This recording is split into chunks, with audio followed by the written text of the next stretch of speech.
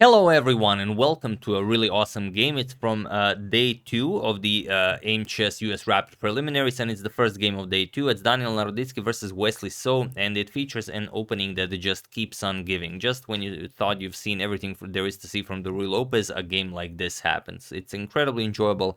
Let's dive straight into it, and it's a fairly short game. So Naroditsky with the white pieces opens with e4. We have e5, knight to f3, knight to c6, and like we said, bishop to b5. The Ruy Lopez is on the board. We have a6, Morphy's defense, bishop to a4, and now knight to f6. We have castles by white and b5 by black, bishop to b3, and this is all very standard Ruy Lopezian stuff, so not gonna comment on it too much. Bishop to c5 and d3 now. We have d6 and a4. Black made this expansion on the queen side, a6, b5, so of course we want to undermine that. We have rook to b8, and now a captures on b5. We have a captures and bishop to e3. Challenging black's dark square bishop here. We have bishop captures, f captures. Now white has this doubled e pawn, but he has the semi-open file open for his rooks, and he does have control of the f5 square. So ideas like knight to h5 to f5 will come in very handy. We have castles by Wesley, and now queen to e1. The queen is now guarding the h4 square as well, as it will be very useful. So here there are a few games where bishop to e6 was played countering white's light square bishop here, but here we have queen to e7 by Wesley, and it is now as of move 12 that we have a completely new game. So let's see how Naroditsky continues this. We have knight to h4. Like we said, the knight wants to come to f5, and you don't have any discoveries since queen to e1 is guarding the knight on h4. And it's, you could try playing this in a lot of different ways. For example, you could try bishop to e6, you could try moving the queen back, you could try a lot of stuff, but it makes sense playing g6, just preventing the knight from coming to f5, but this also weakens the king side somewhat. And whether this is good or not, it's hard to say. For a rapid game, in a rapid game, you don't want to waste too much time dwelling on such things. So here, knight to c3, at some point you would enjoy bringing your knight to d5, and now knight to b4. Now both of the knights are controlling that d5 square. We have queen to g3, developing the queen, connecting rooks, and now knight to f5 can be played again because the queen is pinning the g pawn. So here, king to g7. Wesley now wants to move the knight and push the pawn, so he wants to get the king away from this light square diagonal. We have knight to f5 check, and now bishop captures on f5. We have rook captures on f5. You could also capture with the e pawn, but Naroditsky wants to bring the other rook over to f1, double up on the f file, and have a lot of pressure here. So here, Wesley goes knight to d7, continues with his plan, rook a to f1, and now as the f7 pawn is attacked a lot of times, we have f6. The knight nicely controls the f6 square, and you don't have to worry about your king being on this diagonal. We have knight to d5 now, attacking the queen and the knight, so knight captures on d5 is the only move. Knight captures on d5, bishop captures, and now knight to b6, putting pressure on this bishop here. And now if this was a classical game, you would probably play something like bishop to c6, block black c pawn from being pushed anywhere, and the white would just enjoy a very pleasant game. But this is rapid chess, and in rapid chess we often just push stuff. So here we have h4. Preparing h5, and you want to bust open the position, or maybe even something crazier. As you'll see, we have c6 by Wesley, now offering up this pawn, but not just this pawn. This pawn can also fall, because he wants to play bishop captures queen here, queen captures on c2, and queen captures on b2. Sort of give up these two pawns for these two pawns, and he would get to activate his queen and rooks, maybe. So here, Naroditsky obliges. He plays bishop captures on c6. We have queen to c7, and now bishop captures on b5. Wesley grabs the pawn on c2, and now h5. So what do you play here? Well, Wesley plays queen captures on b2. That was his intention all along. He's now threatening to capture the bishop on b5, but there is something dangerous in the position, something very much hidden. So feel free to pause the video here and try to find this incredible move while I give you a couple of seconds.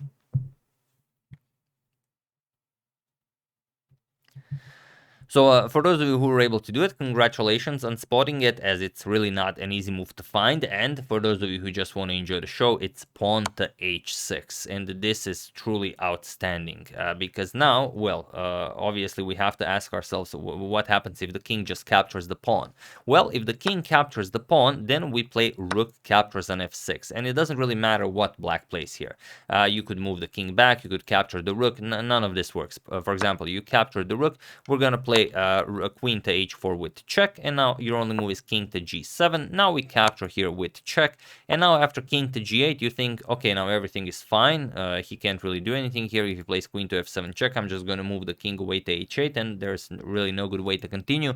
But here comes the bishop to e8, and now there's the threat of queen to f8 checkmate, and black doesn't really have a reply here. If he captures the bishop, it's just queen to f7 check, king moves, and now we capture the rook with check, king g7, and queen to f8 is checkmate. So this is the ugly side of what can happen if you play rook captures on f6. And another thing black could try is just going back with the king to g7, but this also doesn't help him all that much, because the simplest solution will work just fine here, queen to f3. And there's no defense here. Rook to f7 check is coming, and if you accept this, then we're gonna play rook captures, queen captures rook on f6. If you move the king back, then the same idea goes. Bishop to e8 wins the game, like we've just shown. But if king to h6, then it's the very nice queen to h4 check, king g7, queen to e7 check, king to h6, and now rook to f7. And the queen guards the g5 square. There is no defense against rook captures on h7 checkmate. Or if you really wanna try it, we could play it rook to h8, and then queen to h4 is checkmate, because the rook prevents the king from going back to g7. So this is what happens if the h6 pawn is captured. So pawn to h6 check is truly a remarkable move. Wesley, of course, did not capture it. He played king back to h8. King to g8 is also playable, maybe even a bit more resilient, but you kind of want to avoid the light squares, as white also has a light square bishop.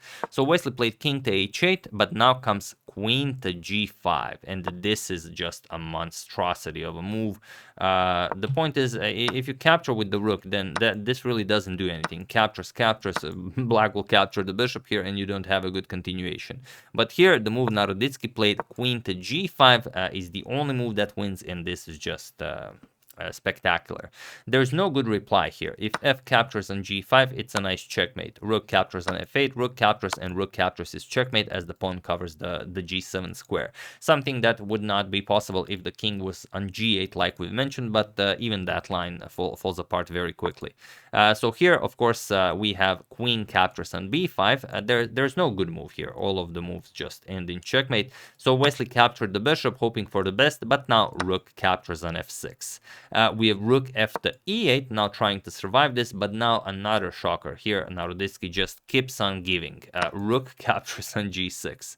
Again, if you capture the rook, it's not a problem. Queen to f6 check, king wherever, and now queen to g7 will be checkmate. So after rook captures on g6, Wesley tried knight to d7, simply to prevent queen to f6 check, but now comes rook to g7, and it was in this position on move 29 that Wesley so resigned the game, and a spectacular victory for Daniel Naroditsky, who is often on the giving end of such brilliancies. As if you've been following the channel so far, whenever we show a Naroditsky game, it's usually a really crazy brilliancy such as this one, and none other than the Ruy Lopez. So here you resign. There's not much that can be done. Rook captures on h7 is the threat. After king captures, queen to g7 will be checkmate. And if you prevent this, we can play queen to e7, now threaten rook to h7 checkmate. And now if you block this with knight to f8, kind of preventing this, it's not a problem. Just rook captures with check, only move king captures, and queen to g7 will be checkmate. So everything here ends in checkmate. It's a spectacular game, and it's definitely, well, an idea that you might enjoy if you play the Ruy Lopez with white. Try to play this line with the doubled e pawn, semi-open f file for the rook, and then maybe this queen e1, knight to h4 to f5 line, and good things might happen for you. So yeah, that's the game. Hope you guys enjoyed it. I enjoyed it immensely. So there's that. I would like to thank Alan Goyet, David Kimura, Vlad Ularu, Mark Thompson, and Annie McCain for a contribution to my channel. Thank you a lot. I really appreciate it. As usual, you can check 2 of my previous videos here. Thank you all for watching, and I will see you soon, continuing the coverage of this very nice tournament, checking up on your wonderful suggestions, and whatever else happens in the chess world. Thank you all. I will see you soon, and have an excellent rest of your day.